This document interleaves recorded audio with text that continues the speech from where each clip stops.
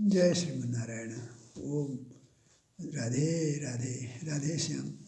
हिन्दू राष्ट्र स्वाभिमान जागरण अभियान इतिहास, संस्कृति, परम्परा र जनसङ्ख्याका आधारमा नेपाल हिन्दू राष्ट्र नै हो। यो एउटा चाहिँ नि सामग्री हिजो मङ्सिर 6 गते मलाई प्राप्त भयो। यसको प्रकाशक हिन्दू राष्ट्र स्वाभिमान जागरण अभियान माता तीर्थ काठमाडौँ रहेछ। यो अति नै राम्रो लागेको हुनाले मैले यसलाई फेरि यसलाई चाहिँ नि रेकर्ड गर्न खोजेँ। अब यहाँ बिचमा लोगो छ हिन्दू राष्ट्र स्वाभिमान जागरण अभियान भनेर। अनि यसमा सन्देश छ, गाउँ गाउँ हामी जाउँ, आफ्नो धर्म आफै बचाउँ, धर्मनिरपेक्षतालाई डाँडो कटाउँ, हिन्दू राष्ट्र पुनः लेखाउँ। जन्मस्थानं महर्षिणां तपस्थानं च योगिनां, न जगद् वन्द्यतां राष्ट्रं भवेत् सङ्घबलं विना। ऋषि महर्षिहरूको जन्मस्थान, योगीहरूको तपोभूमि भए पनि जुन राष्ट्रमा सङ्गठनको बल हुँदैन त्यो राष्ट्र जगतका लागि वन्दनीय हुन सक्दैन। स्वाभिमान जागरण अभियानको उद्देश्य। महागुरु फाल्गुनन्द सम्पूर्ण नेपालीलाई सतर्क गराउँदै भन्नुहुन्छ, अर्काको नक्कल गर्दा आफ्नो सक्कली पहिचान हराउने भएकाले आफ्नो धर्म, संस्कृति, सभ्यता र कर्ममा अडिग रही बस्नु। उक्त भनाइ वर्तमान समयमा झन प्रासङ्गिक भएको छ।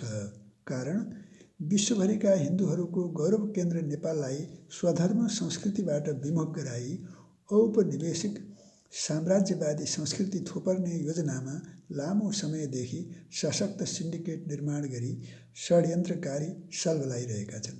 पछिल्लो संविधानमा अनेकौँ कपटपूर्ण जालझेल रची देशी विदेशी दुर्नियतवादीहरू नेपाललाई धर्मनिरपेक्ष राष्ट्र घोषित गर्न सफल भए।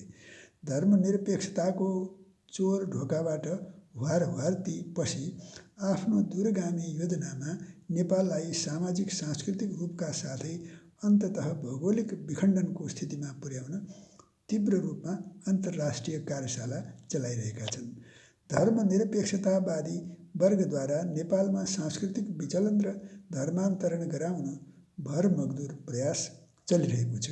उनीहरूले हाम्रा सांस्कृतिक सम्पदा, मूल्य, मान्यता, चाडपर्व, श्रद्धा केन्द्र एवं ऐतिहासिक धरोहरहरूमाथि निरन्तर आघात पुर्याइरहेका छन्। प्राचीन कालदेखि चलिआएको गौरवशाली धार्मिक सांस्कृतिक जीवन पद्धति नै ध्वस्त भयो भने नेपालको अस्तित्वको आधार रहने छैन। यसर्थ समाजको सुप्त स्वाभिमानलाई जगाएर आफ्ना पुर्खाद्वारा संरक्षित मातृभूमि नेपालको आत्मा हिन्दुत्वको रक्षा गर्नु यस अभियानको उद्देश्य हो। नेपालको पहिचान हिन्दू राष्ट्र। वेद धर्मको मूल हो। वेदोखिलो धर्ममूलम भनिएको छ। वेदका आधारमा व्याख्या गरिने वैदिक सनातन धर्म नै हिन्दू धर्म हो र विश्वमा सबैभन्दा जेठो वैदिक संस्कृति नै हिन्दू संस्कृतिका नामले परिचित छ। यस दृष्टिले नेपालमा प्राचीन वैदिक कालदेखि नै हिन्दू धर्म स्थापित छ। नेपालकै भूमिमा अनेकौँ ऋषिमुनिहरूको जन्म भएको सर्वविदित छ। यहाँ असङ्ख्य साधकहरूले साधना गरेका थिए।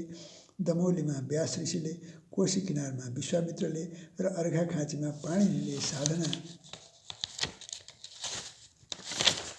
गरेका थिए। राजर्षिका रूपमा जनक परम्परा नेपाली भूमिकै मिथिला संस्कृति हो। नेपाल र नेपाली जनजीवनका पहिचान, सामाजिक सांस्कृतिक चाडपर्व, कला, साहित्य आदि मूर्त र अमूर्त संस्कृतिको सिधा सम्बन्ध हिन्दू धर्म र यसैको कालगणना, तिथिमिति, पात्रोसँग जोडिएको छ। उदाहरणका लागि किराँत संस्कृतिमा चण्डी नाच वैशाख पूर्णिमादेखि पञ्चमीसम्म नाचिन्छ। चण्डी भगवती दुर्गाकै नाम हो। किराँत संस्कृतिमा सुम्निमा र पारुहाङ भनी पुजिने वैदिक देवता महादेव र पार्वती नै हुन्। गुरुङ र मगर जातिमा प्रचलित घाटु नाच श्रीपञ्चमीका दिन विधिपूर्वक पूजा गरेर प्रारम्भ गरिन्छ। त्यस्तै 16ठी नृत्यमा पहिले सरस्वती जगाउने गरिन्छ। यसमा पौराणिक तथा ऐतिहासिक कथाहरू समेटेर गाउने र नाच्ने गरिन्छ। मारुनी नाचमा रामायण महाभारत आदि धार्मिक ग्रन्थहरूका कथालाई लोकगाथामा मिलाएर गाउने गरिन्छ। नेपालका अधिकांश शक्तिपीठहरूमा नेवार अथवा जनजाति पुरोहित पुजारी रहेको कुरा पनि उल्लेख्य छ। काठमाडौँको भद्रकाली, शोभा भगवती, गुहेश्वरी, काभ्रेको पलाञ्चोक भगवती, भक्तपुरको नवदुर्गा, पाटनको भीमसेनका पुजारी वज्राचार्य गुभाजुहरू छन्। मुस्ताङको मुक्तिनाथ मन्दिरमा शेर्पा समुदायकी आनी र ब्राह्मण समुदायका पुजारीले एकसाथ पूजाआजा गर्दछन्। आलमदेवी छाब्दी बाराही मनोकामनामा मगर जातिका बाराको गढीमाई र राजविराजको राजदेवी मन्दिरमा थारू समुदायका पुजारी छन्। धनकुटाको छिन्ताङ भगवतीको मन्दिरमा राई जातिका पुजारी छन्। धरान बुढासुब्बा मन्दिरमा नियमित कर्मकाण्ड हिन्दू पात्रो अनुसार चल्छ र मन्दिरका मूल पुजारी मगर छन्। त्यस्तै अर्घाखाँचीको अहिले छत्रदेव वार्ड नम्बर 1 ठुलाखर्क भन्ने गाउँमा रैनादेवीको मन्दिर छ। त्यहाँ रैनादेवी मन्दिरमा घरती मगर समुदायका व्यक्तिले पूजा गर्छन्, ती पुजारी छन्। अधिकांश तराई, पहाड वा हिमालमा बस्ने नेपालीको जन्मदेखि मृत्युसम्मका सारा संस्कार र रीतिथितिको आधार हिन्दू धर्म नै हो। यी सबै दृष्टिकोणले पनि नेपालको हजारौँ हजार वर्ष पुरानो एउटा विशिष्ट सांस्कृतिक पहिचान हिन्दूको हो। जो हीन अथवा खराब निकृष्टतालाई दूषयति अर्थात् नाश गर्दछ त्यो हिन्दू हो। हीनश्च दूषयप्येव स हिन्दुः मेरो तन्त्रमा भनिएको छ। जसले कसैको अहित चिताउँदैन, सबैको सुखको कामना गर्छ त्यो हिन्दू हो। लोकाः समस्ता सुखिनो भवन्तु भन्ने सन्देश छ। विश्वलाई आर्य अर्थात् सुन्दर, श्रेष्ठ, गुणयुक्त, उत्कृष्ट बनाउनुपर्छ भन्ने मानिस नै हिन्दू हो। क्रीडन्तो विश्वम आर्यम ऋग्वेदमा भनिएको छ। समय पृथ्वी हाम्रो परिवार हो, बजार होइन भन्ने उदार धारणा जसले राख्दछ त्यो हिन्दू हो। वसुधैव कुटुम्बकम यो उपनिषदमा भनिएको छ। जननी र जन्मभूमि स्वर्गभन्दा महान छन् भन्ने चिन्तन जसले राख्दछ त्यो हिन्दू हो। जननी जन्मभूमिश्च स्वर्गादपि गरीयसी। जसले रामराज्य अर्थात् सबैको कल्याण हुने राष्ट्र स्थापित हुनुपर्दछ भन्दछ त्यो हिन्दू हो। मा कश्चित दुःख भाग भवेत् कसैलाई पनि दुःख आइ नपरोस् भन्ने सन्देश छ। सानो ठुलो भनी भेद नगरी मानवतालाई आदर्श र अपरिहार्य ठान्ने असल मानव नै हिन्दू हो। मनुर्भवः वेदले भनेको छ। सबै नारीहरूप्रति मातृत्वको भाव राख्ने मातृदेवो भव उपनिषदले भनेको छ। परोपकार पुण्य हो र अरूलाई पीडा दिनु पाप हो भन्ने भावना राख्ने व्यक्ति हिन्दू हो। परोपकार पुण्याय पापाय परपीडनम यो 18 पुराणको सन्देश हो, सार हो। नेपाल पुण्यभूमि हिन्दुत्वको विचार। हामी हिन्दूले नेपाललाई देवभूमिका रूपमा स्वीकार गर्दछौँ। यहाँका पहाड पर्वत, वनस्पति, नदीहरू, तालहरू सबैप्रति ईश्वरीय भावना राख्दै श्रद्धापूर्वक तिनको पूजा गर्दछौँ। त्यो श्रद्धाभावका कारण तिनलाई कहिल्यै हानि पुर्याउने, शोषण गर्ने विचारसम्म गर्दैनौँ।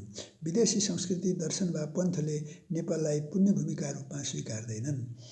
हिन्दू राष्ट्र सबै संस्कृतिहरूको संरक्षणको ग्यारेन्टी।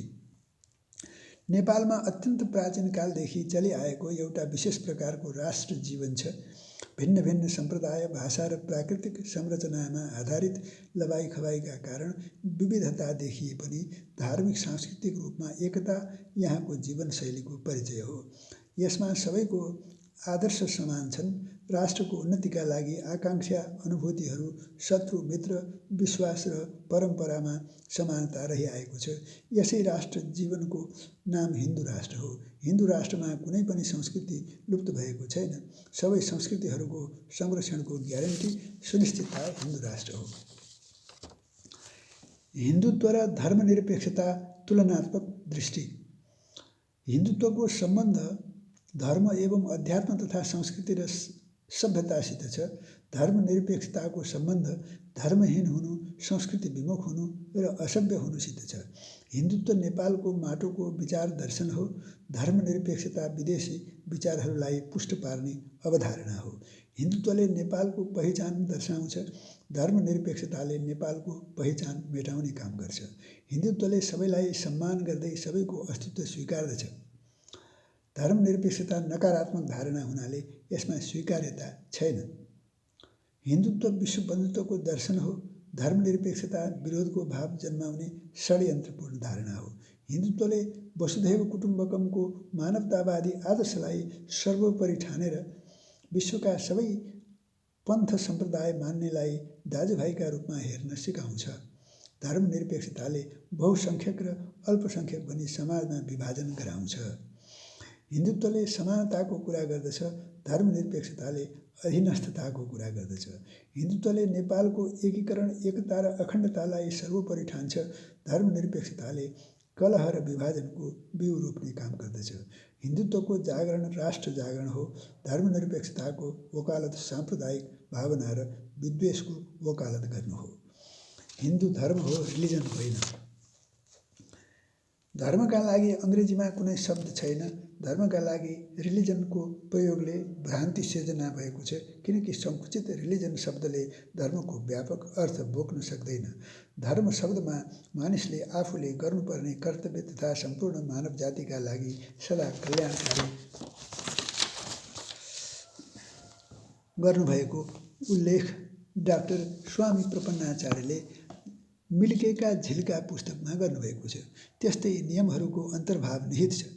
यो कुरा रिलिजन अथवा मजहबमा हुँदैन।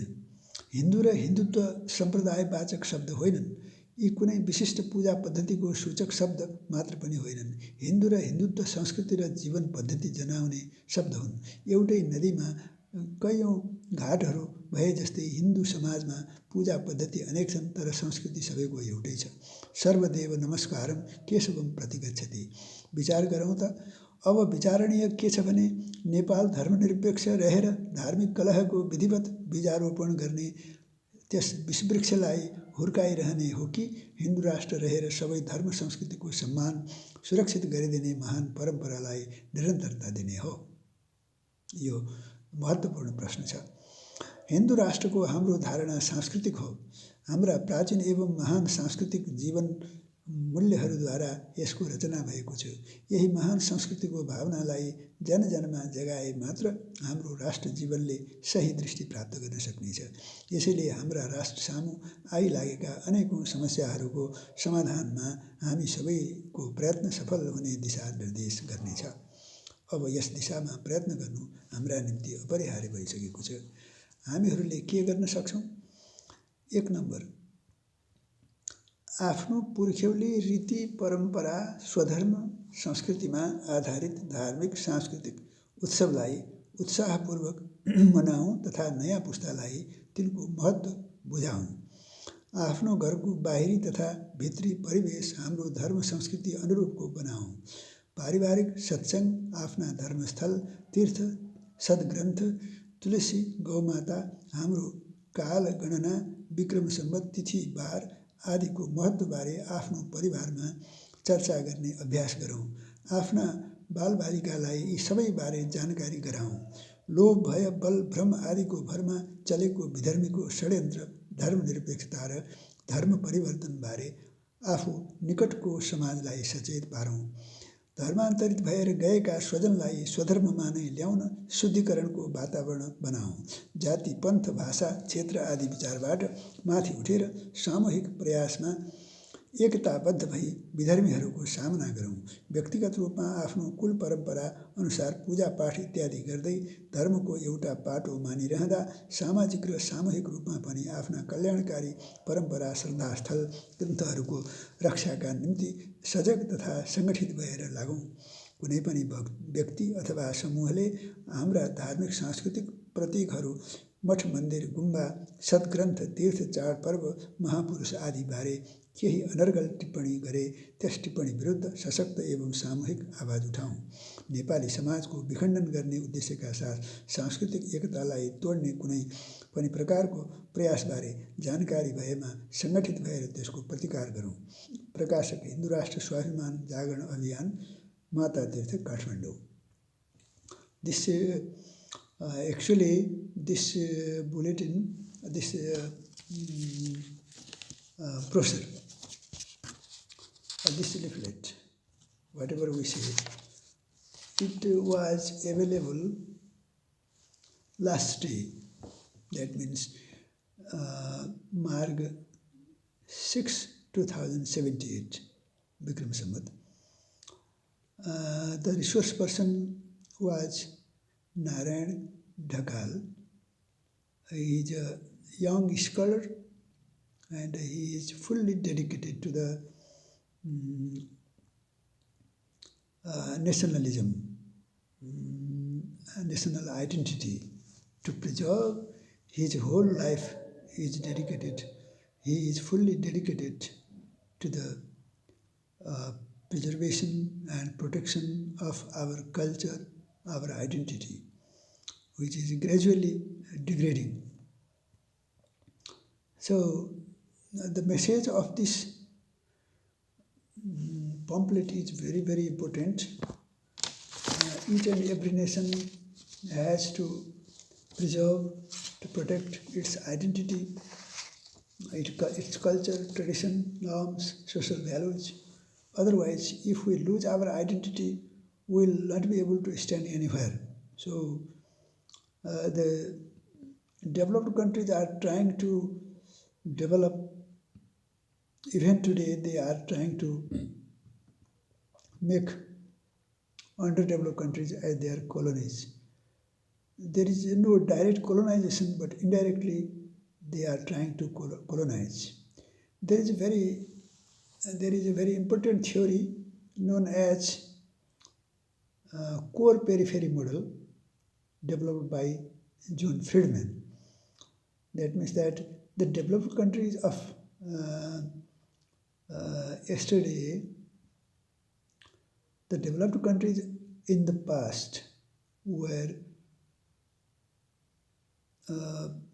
working as core, and they were making the developing countries, poor countries, as periphery. Even today, we have we study many theories and models dealing with core and periphery. Listen, this way. Core are trying to draw resources from periphery, and they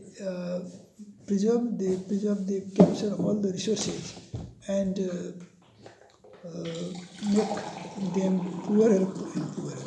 Poor countries, developing countries are being poor, and rich countries are being richer and richer. This is one natural, one financial aspect. But in terms of culture and religion and civilization, the invasion of the developed countries in developing countries, the process of invasion has abolished the civilization that was formed, that was developed during a long period, many 100 centuries. But that process of colonization destroy each and everything within a short period of time. That's the process. Working core is capturing all of the resources of periphery, and then it is making core is making underdeveloped area and poorer and poorer. There is this big diversity between differences in developed and developing countries. So we should be very careful to preserve our identity, to preserve our culture, to preserve our religion, and to preserve our tradition. So we have to conduct activities in order to be careful in order to make people aware about these aspects. So this is our duty and responsibility. So we have to fulfill our duty and responsibilities as good citizens. Thank you very much. यो चाहिँ नि धेरै नै राम्रो यसको सन्देश भएको हुनाले मैले यसलाई फेरि यसलाई चाहिँ जस्ताको तस्तै पढेँ। एउटा मात्र उदाहरण यहाँ थपिया छ। यो मन्दिरमा पूजा गर्ने को छन् त भन्दा विभिन्न ठाउँमा जनजातिका व्यक्तिहरू नै पुजारी छन्। जस्तो देवीका मन्दिरहरूमा आदि विभिन्न मन्दिरहरूमा जस्तो मैले एउटा कुरा के थपेँ, अर्घाखाँचीको छत्रदेव वार्ड नम्बर 1 मा पर्ने ठुलाखर्क गाउँमा रैनादेवी माताको मन्दिर छ। हाम्रा इष्टदेवी रैनादेवी त्यहाँ पनि घरती समुदायका व्यक्ति धेरै समयदेखि पुस्तौँदेखि पुजारीका रूपमा रहेका छन्। कुनै भेदभाव छैन। भन्दाखेरि ब्राह्मणले चाहिँ उ गरे भेदभाव गरे भनिन्छ, तर कहीँ पनि भेदभाव गरिएको देखिँदैन। यो अनर्गल प्रचार मात्र हो। यो हिन्दू संस्कृति वैदिक संस्कृतिमाथि आक्रमण गर्ने शैली मात्रै हो। हरि ओम सहना भवतु सहनौ भुनक्तु सह वीर्यं करवावहै तेजस्विनावधीतमस्तु मा विद्विषावहै। ओम शान्तिः शान्तिः शान्तिः। जननी जन्मभूमिश्च स्वर्गादपि गरीयसी। अपि स्वर्णमयी लङ्का न मे लक्ष्मण रोचते। जननी जन्मभूमिश्च स्वर्गादपि गरीयसी भनेर रामचन्द्रले लक्ष्मणलाई भन्नुभएको छ। हरि ओम शान्ति शान्ति शान्ति।